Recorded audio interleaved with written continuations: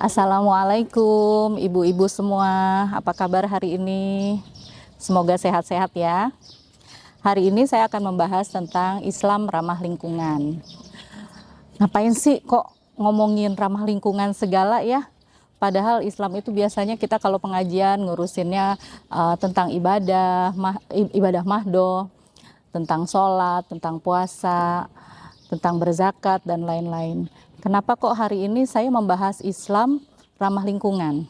Menurut Imam Ar-Raghib Al-Asfahani, hikmah Allah menciptakan manusia itu adalah dengan 3 tujuan. Yang pertama adalah untuk mengabdi kepada Allah. Dalam surat Az-Zariyat ayat 56 dikatakan, wa ma khalaqtul jinna wal insa illa liya'budun. Jadi sesungguhnya Allah tuh menciptakan manusia itu untuk beribadah kepada Allah. Ibadahnya seperti apa? Ada ibadah mahdoh yang tadi misalnya seperti sholat, puasa dan lain-lain. Kemudian ada ibadah-ibadah lain yang tidak berhubungan dengan sholat, tetapi mungkin misalnya bagaimana kita berinteraksi dengan manusia, termaksud dengan bagaimana kita berinteraksi dengan makhluk lain yang ada di bumi ini. Kemudian yang kedua adalah Allah menciptakan manusia itu di antara makhluk-makhluk lainnya, Allah menunjuk manusia sebagai khalifah fil ard, khalifah di muka bumi ini. Berarti kita memiliki tanggung jawab untuk membuat bumi ini menjadi tempat yang layak dihuni. Kemudian yang tiga adalah bahwa Allah memerintahkan kita untuk membangun peradaban. Dalam surat Hud ayat 61 dikatakan bahwa Ia telah menciptakan kamu dari bumi dan menjadikanmu sebagai pemakmurnya. Jadi kalau seandainya dalam sejarah manusia kita sudah tahu bahwa manusia itu membangun mulai dari hal yang megah seperti misalnya piramid di Mesir, atau misalnya di Indonesia kita memiliki Candi Borobudur, atau memiliki saluran air dam yang begitu besar. Itu adalah salah satu jejak manusia yang manusia buat untuk dirinya sendiri dan untuk alam. Nah, masalahnya sekarang bagaimana? Masalahnya sekarang adalah gaya hidup kita yang mungkin berubah dari dulu sampai sekarang. Pemikiran kita juga mungkin berubah dari dulu sampai sekarang, sehingga kita tidak menjadi khalifah yang baik bagi bumi ini. Kita meninggalkan banyak masalah untuk bumi ini. Misalnya, saya mencontohkan satu masalah sampah saja ya. Ibu-ibu kalau di rumah sampahnya kemana? Pasti dibuang ya, diangkut oleh petugas sampah. Kemudian dari petugas sampah, sampahnya dibawa kemana? Sampahnya itu dibawa ke tempat pembuangan akhir. Kalau tinggal di Kabupaten Bekasi, dia akan berakhir di TPA Burangkeng. Kemudian sampah kita diapain di sana?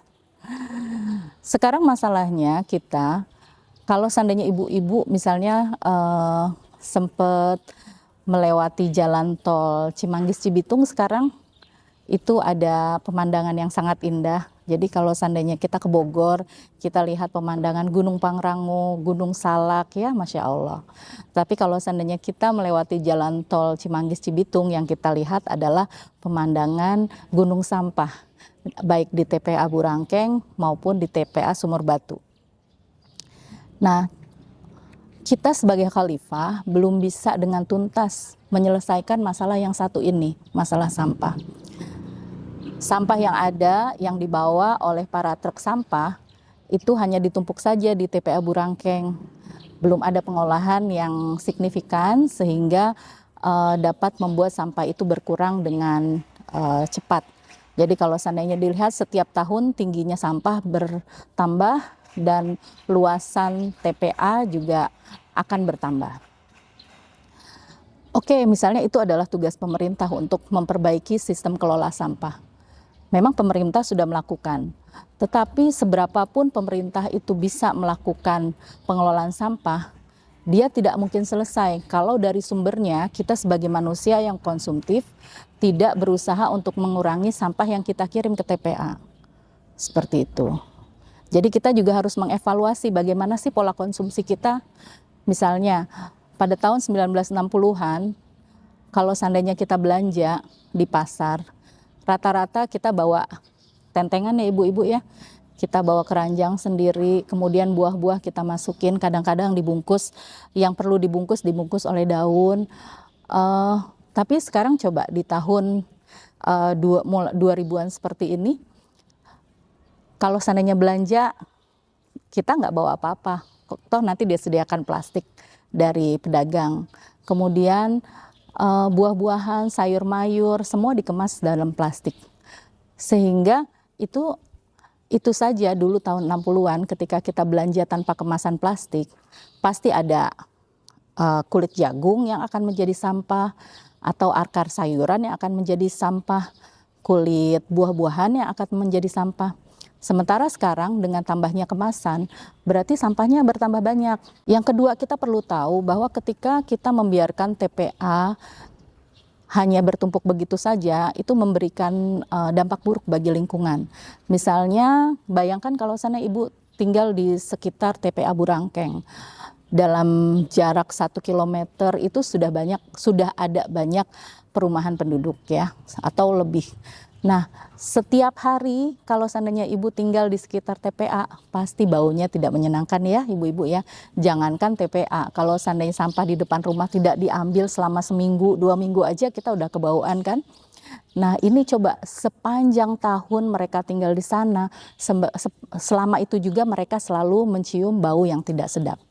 Belum lagi air lindi yang ditimbulkan dari sampah yang menumpuk, itu mencemari air tanah yang ada di sekitar TPA. Itu juga berdampak kurang baik bagi penghuni di sekitar TPA. Yang kedua, contohnya yang sangat miris itu adalah pada tahun 2021,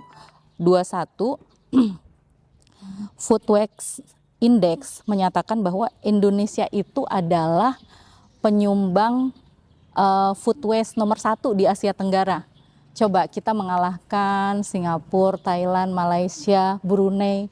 Jadi kita itu membuang sampah makanan paling banyak. Kira-kira kenapa kok bisa seperti itu? Oke, jumlah penduduk kita memang banyak.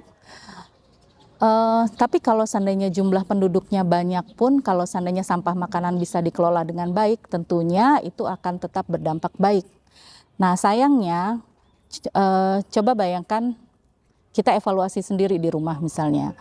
Seberapa banyak sampah makanan yang ibu-ibu buat di rumah. Misalnya dalam sehari, kalau seandainya masak, apakah banyak yang tersisa? Kalau seandainya tersisa dikemanakan gitu.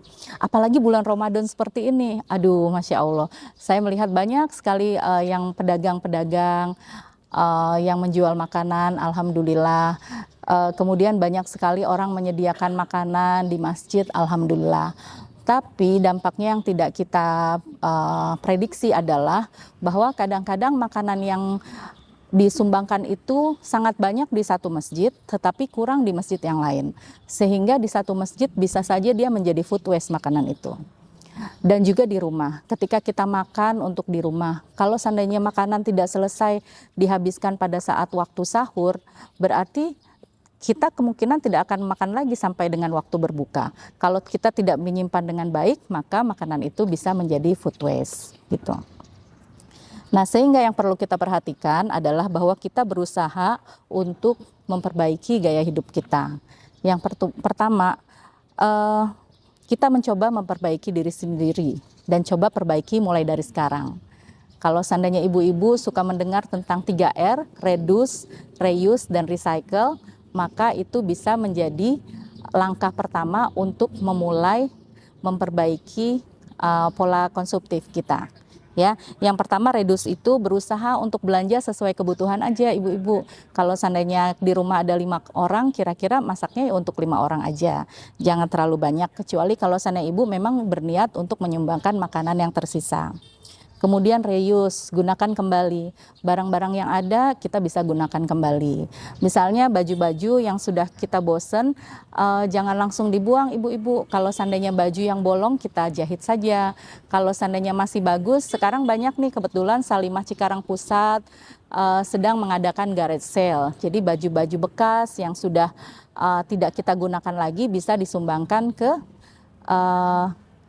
tempat lain gitu, sehingga bisa digunakan oleh orang lain. Kemudian yang ketiga adalah recycle. Recycle itu adalah bagaimana kita bisa memanfaatkan barang-barang yang ada untuk kebutuhan yang lain.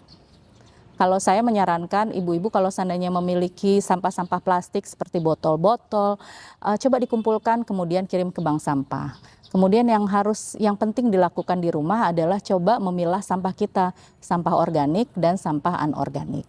Nah, nanti kita bisa bahas tentang itu di podcast lain kali ya. Terima kasih atas perhatiannya. Wassalamualaikum warahmatullahi wabarakatuh.